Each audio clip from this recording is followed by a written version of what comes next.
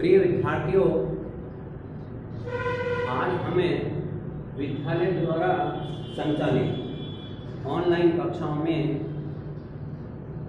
कार्य के प्रकारों का अध्ययन करेंगे और इस ऑनलाइन कक्षा में आप सभी का स्वागत है। अब कारक के प्रकार से पहले मैं कारक की एक परिभाषा आपको और बताऊंगा। जो शब्द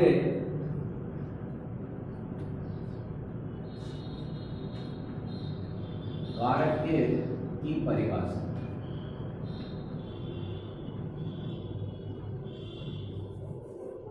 कारक की परिभाषा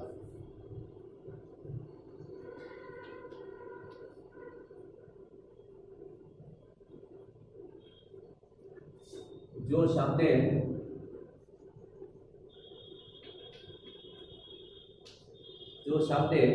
कर्ता, क्रिया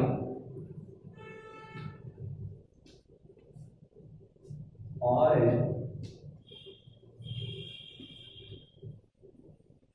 कर्म, जो शब्द कर्ता और क्रिया और कर्म से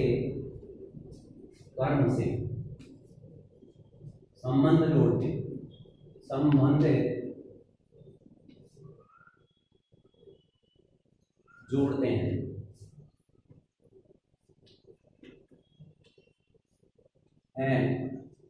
उन्हें कारक कहते हैं।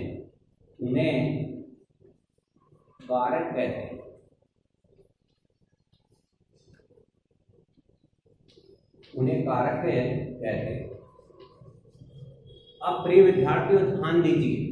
कारक की परिभाषा हमने पहले बता दी, लेकिन एक परिभाषा मैं आपको और बता रहा हूं। जो शब्द कर्ता, क्रिया और कर्म से संबंध जोड़ते हैं उन्हें हम कारक कहते हैं। जैसे देखिए,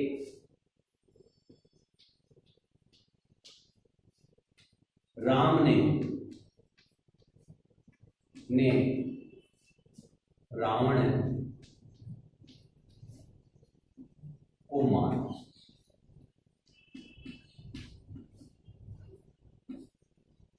अब नंबर 1 देखिए, राम ने रावण को मारा। अब प्रिय विद्यार्थियों, बिना कारक के वाक्य अपूर्ण होता है और यहां पर ये ने कर्ता कारक और ये कर्म कारक, कर्ता कारक और वो है कर्म कारक।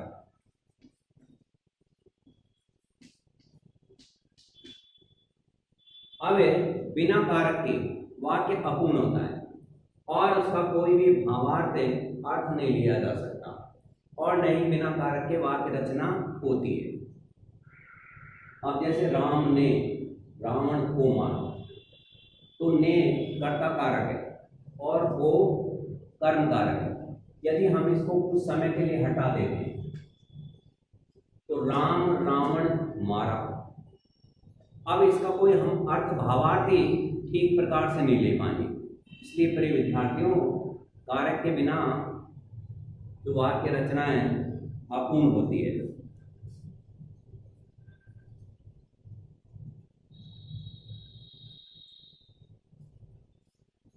अब नंबर है कारक का प्रकार नंबर 1, कर्ता कारक।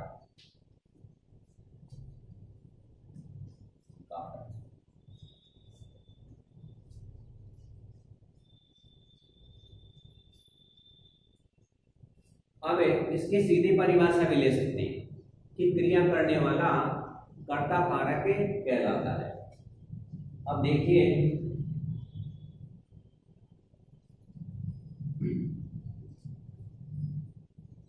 संज्ञा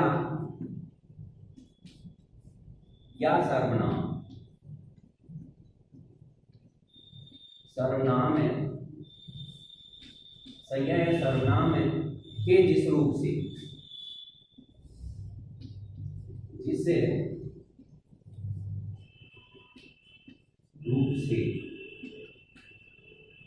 संज्ञा सर्वनाम के जिस रूप से क्रिया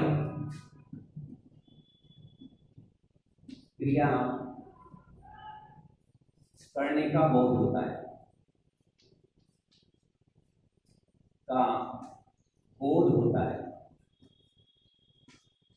प्रिय विद्यार्थियों, बोध यानी होता है जानकारी या ज्ञान।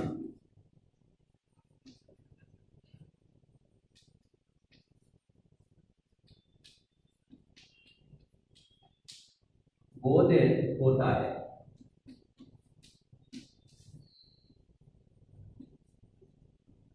उसे कर्ता कारक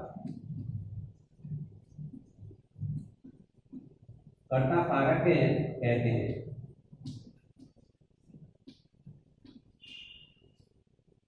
और इसका प्रयोग वाक्य में प्रत्यक्ष अप्रत्यक्ष रूप से होता है। और इसका प्रयोग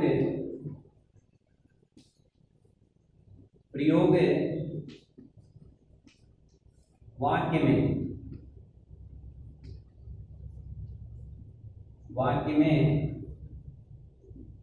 प्रत्यक्ष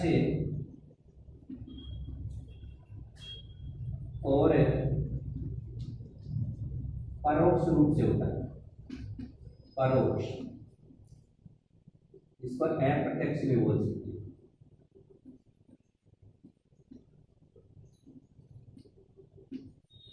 अप्रत्यक्ष रूप से होता है।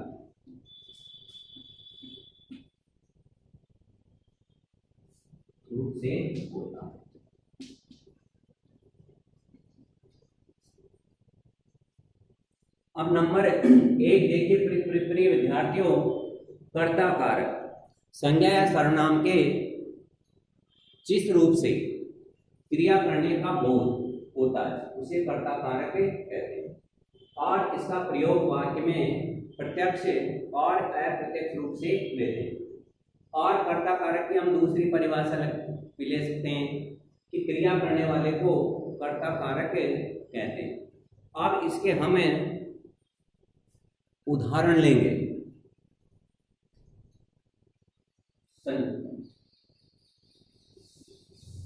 उदाहरण नंबर 1,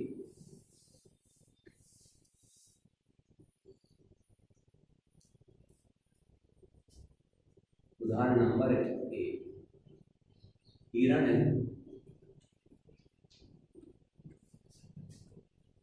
दौड़ता है।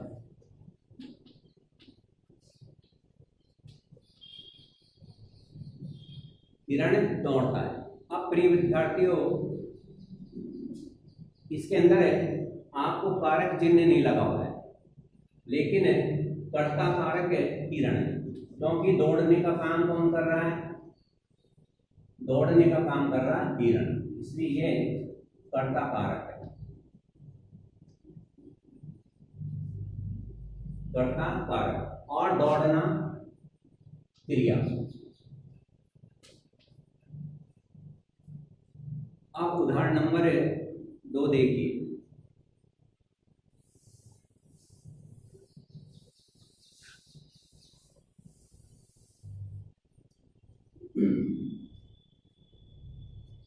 हिरण कर्ता कारक है और दौड़ना प्रिय विद्यार्थियों क्रिया है।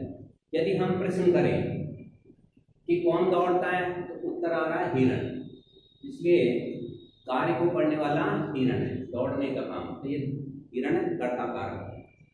नंबर 2,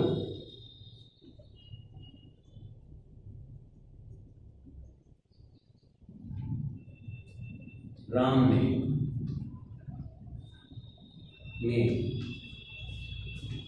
पात्र लिखा।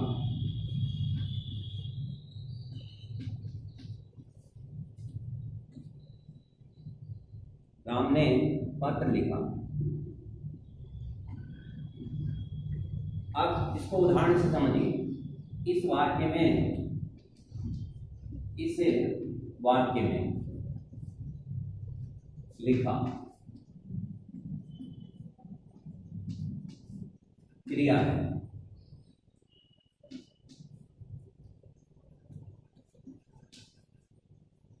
प्रिय विद्यार्थियों ध्यान दीजिए, इस वाक्य में लिखा क्रिया है और लिखने का काम है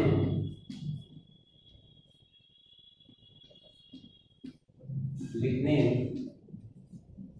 का काम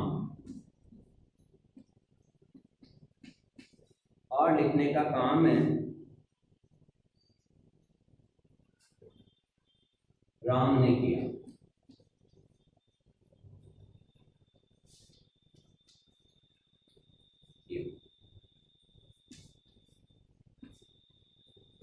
इस वाक्य में लिखा क्रिया है और लिखने का काम है राम ने किया, तो राम हो गया कर्ता कारक, क्योंकि अतः इसमें राम है कर्ता कारक।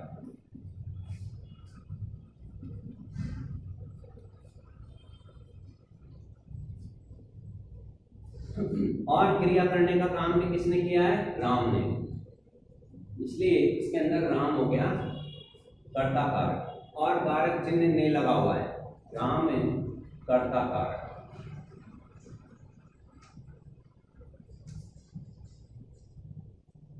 अब ध्यान दीजिए, राम ने पत्र लिखा, इस वाक्य में लिखा क्रिया है और लिखने का काम है राम ने किया, अतः इसमें राम है कर्ता कारक। अब उदाहरण नंबर 3 देखिए। अविनाश ने सुंदरकांड किया।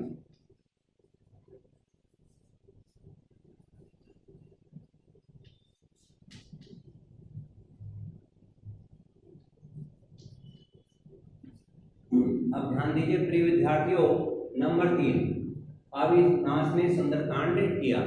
इसको आप तुरंत पहचान से पता लगा लेते हो कि कारक चिन्ह लगा हुआ ने, तो अविनाश हो गया कर्ता कारक, कर्ता ने, कर्ता कारक।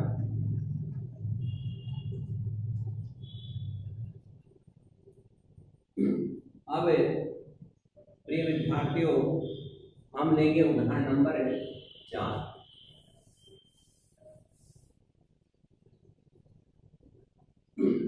उदाहरण नंबर 4 देखिए आप। सिपाही ने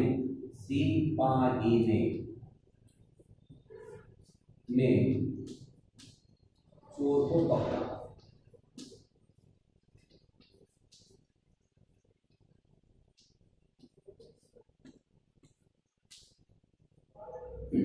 अब प्रिय विद्यार्थियों सिपाही ने चोर को पकड़ा। अब सिपाही और ये पकड़ा, यह क्रिया से पता लगाओ। पकड़ने की क्रिया किसने की?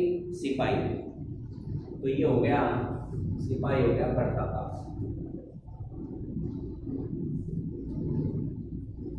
और नई चिन्ह भी है, इसलिए पता चल गया सिपाही क्या है? कर्ता का। सिपाही ने चोर को पकड़ा और क्रिया का कर्म है चोर को पकड़ना, तो चोर हो गया कर्मकार,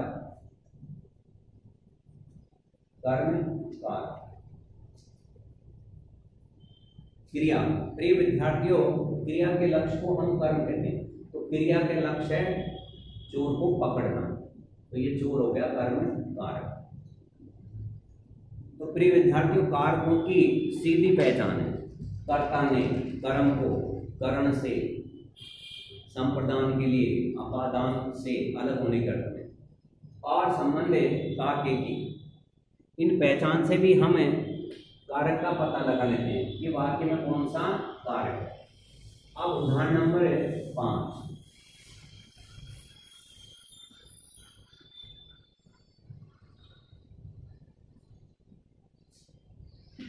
मोहन ने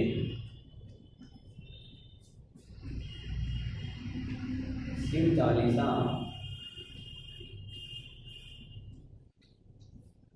मोहन ने में शिव चालीसा पढ़। अब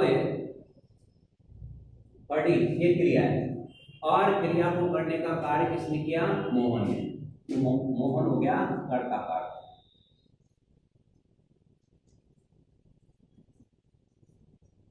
और ये ने चिन्ह भी लगा हुआ। अब इसका प्रकार हम कारक के प्रकार नंबर हम लेंगे 2।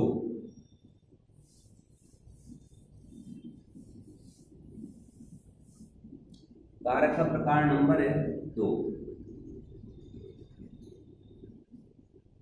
नंबर 2 कर्म कारक। और इसका विभक्ति चिन्ह, विभक्ति चिन्ह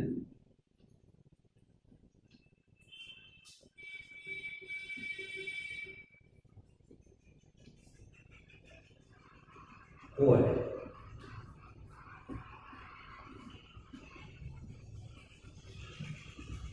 और चिन्हों से भी हम कारक का पता लगा लेते हैं। वाक्य परिभाषा देखिए, वाक्य में प्रयुक्त, वाक्य में प्रयुक्त जिस शब्द पर, जिससे शब्द पर, जिस शब्द पर कर्ता द्वारा, कर्ता द्वारा, कर्ता द्वारा किए जाने वाले, कर्ता द्वारा किए जाने वाले, किए जाने वाले वाले कार्य का फल पड़ता है, कार्य का फल पड़ता है।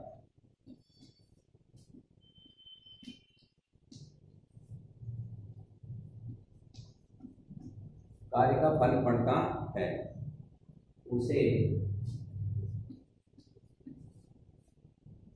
कर्म कारक कहते हैं, उसे कर्म कारक कहते हैं।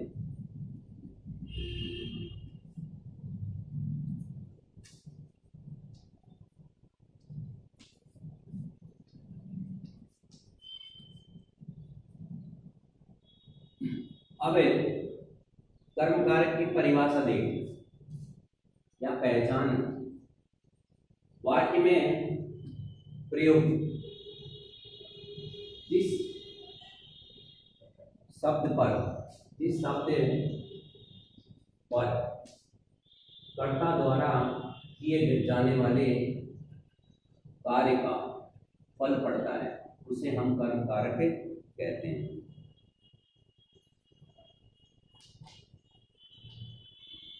अब उदाहरण नंबर देखिए, जैसे कि राम ने रावण को मारा।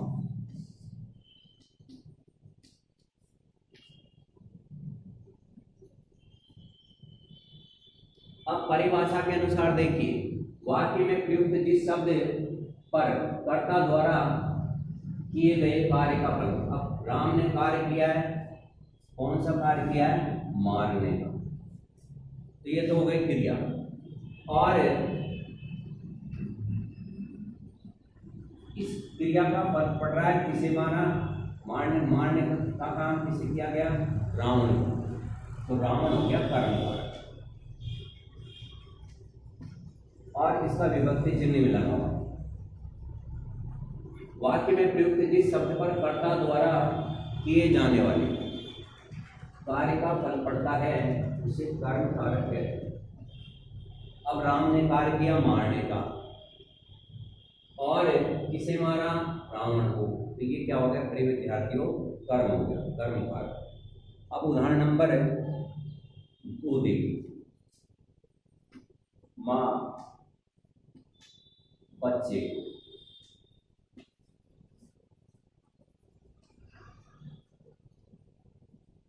दूध पिलाती है।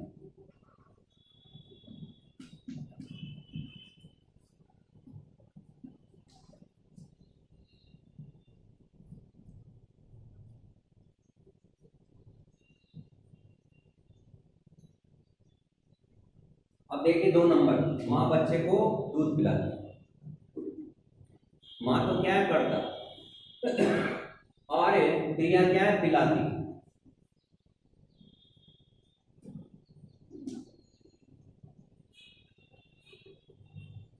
और इस क्रिया का कार्य का फल पड़ रहा है, इस पर पड़ रहा है दूध पर, तो दूध हो गया कर्म कारक।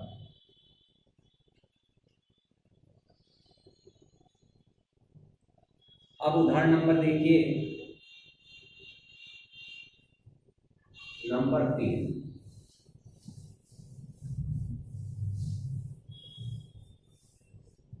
नंबर 3 देखिए, सीता ने मीरा को पत्र लिखा।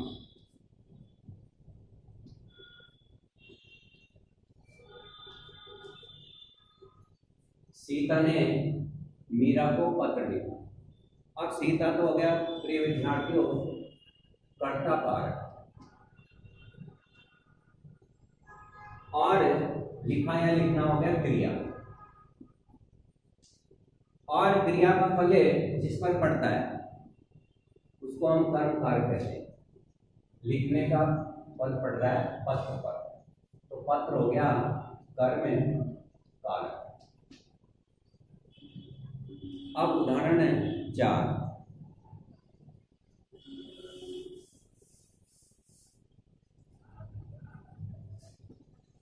राम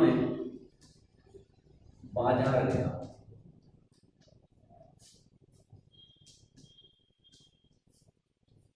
अब प्रिय विद्यार्थियों यहां पर आपको समस्या आई, क्योंकि इसमें कारक चिन्ह दिखाई नहीं देगा, लेकिन प्रिय विद्यार्थी इसमें कारक चिन्ह छिपा हुआ है। इसका प्रयोग है कारक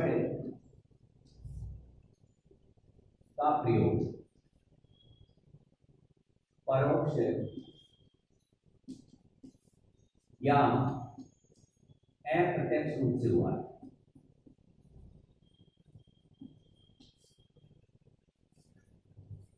रूप से हुआ है।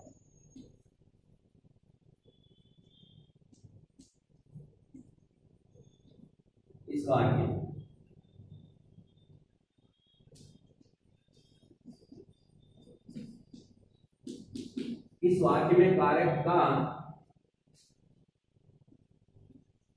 प्रयोग परोक्ष या अप्रत्यक्ष रूप में हुआ है। जैसे राम बाजार गया, तो इसके अंदर कर्ता कारक है। क्यों है? राम बाजार को गया। इसके अंदर कर्म कारक है, राम बाजार को गया। अब राम यहाँ पर है, छिपा हुआ या विलुप्त मान लो, राम बाजार को गया, तो राम तो कर्ता कारक, और राम ने की क्रिया क्या है? जाना या गया। और क्रिया का प्रभाव पड़ रहा है बाजार, तो हो गया कर्म कारक।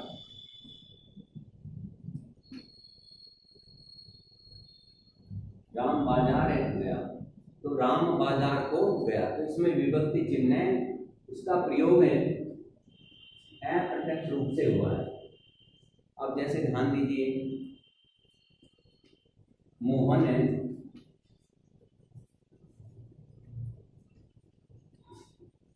विद्यालय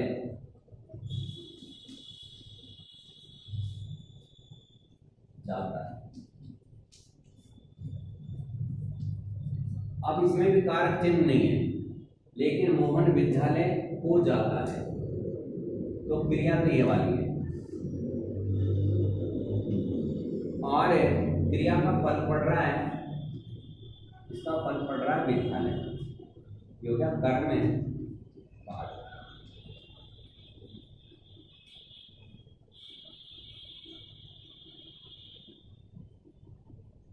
अब ध्यान दीजिए प्रिय विद्यार्थियों, सीता ने मीरा को पत्र लिखा।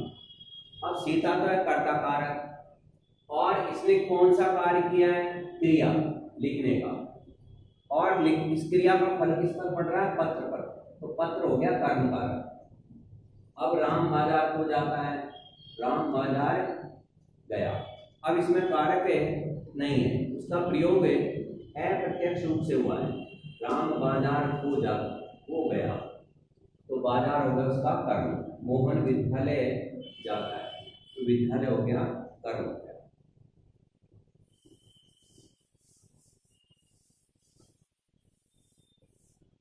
अब प्रिय विद्यार्थियों, कर्म की परिभाषा, कर्म किसे कहते हैं,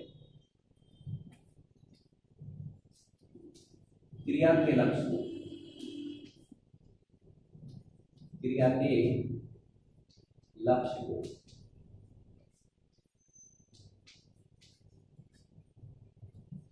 कर्म कहते हैं।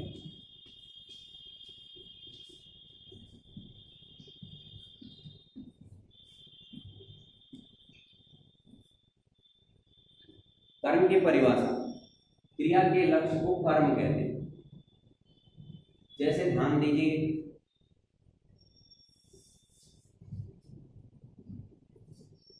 जैसे नंबर 1,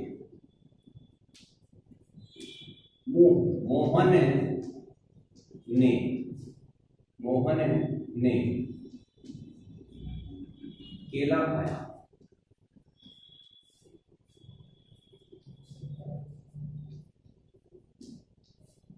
मोहन ने केला खाया। अब सबसे पहले पता लगाओ क्रिया कौन सी, खाना या खाया, क्रिया। और इस क्रिया का लक्ष्य है केला खाना, न कि आलू टमाटर खाना। ये हो गया कर्म। देखिए क्रिया, देखिए क्रिया, और इस क्रिया का लक्ष्य किसे खाना है, मनुष्य को नहीं, पशु पक्षी को नहीं, इसको केले को।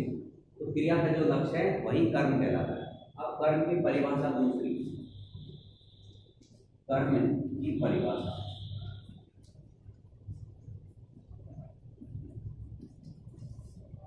परिभाषा नंबर 2, और ये थी नंबर 1, क्रिया के लक्ष्य को कर्म कहते हैं। अब परिभाषा नंबर है, कर्म की परिभाषा नंबर 2 देखिए, क्रिया से नजदीकी,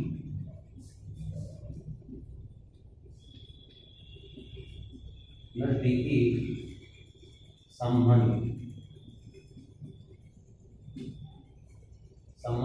रखने वाले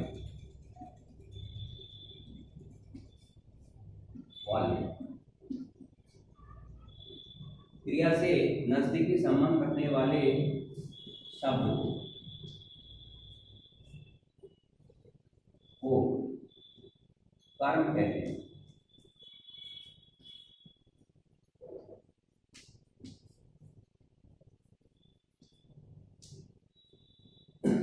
अब कर्म की परिभाषा देखिए, क्रिया से नजदीकी संबंध रखने वाले शब्द को कर्म कहते हैं। अब इसी उदाहरण से मैं आपको समझा देता हूं। चलो दूसरा देखिए, इसी उदाहरण को हम दोबारा लिख के बताएंगे आपको। मोहन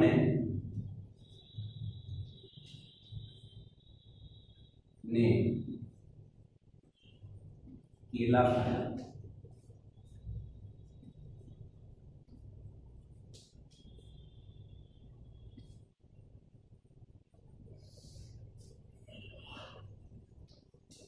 मोहन ने केला खाया।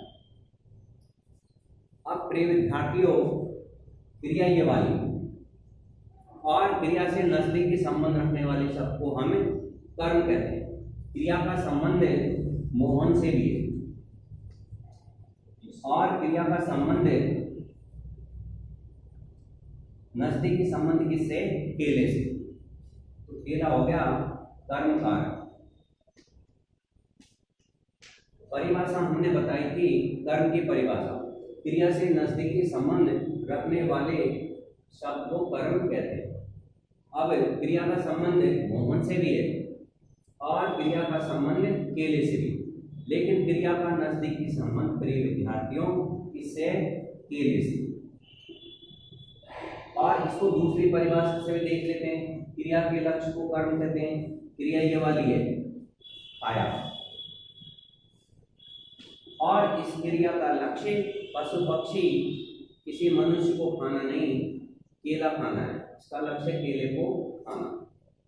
तो केला क्या हो गया? कर्म। प्रिय विद्यार्थियों, ऑनलाइन जो कक्षाएं पढ़ाई जाती है उसके अंदर विद्यार्थी नहीं होते हैं और अध्यापक को निरंतर क्रियाशील रहना पड़ता है, और उस दौरान कुछ शब्द कारक चिन्ह में से ने या कोई शब्द छूट जाता है। बोला तो सही लेकिन नहीं लिख पाए। तो ऐसी छोटी मोटी भूल पर आप गहराई से ध्यान न दें। आप सभी को धन्यवाद।